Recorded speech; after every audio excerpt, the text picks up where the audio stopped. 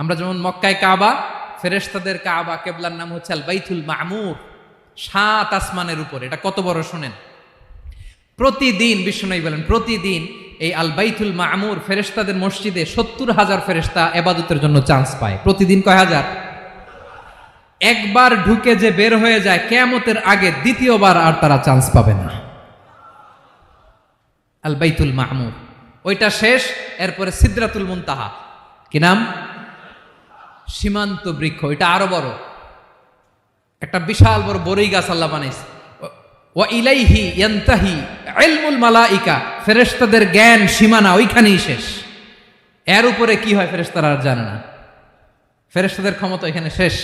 সিদরাতুল মুনতাহা, Sidratul মুনতাহার area শেষ, এরপরে শুরু হয় আল্লাহুল মাহফুজ, কোরআনের বাড়ি।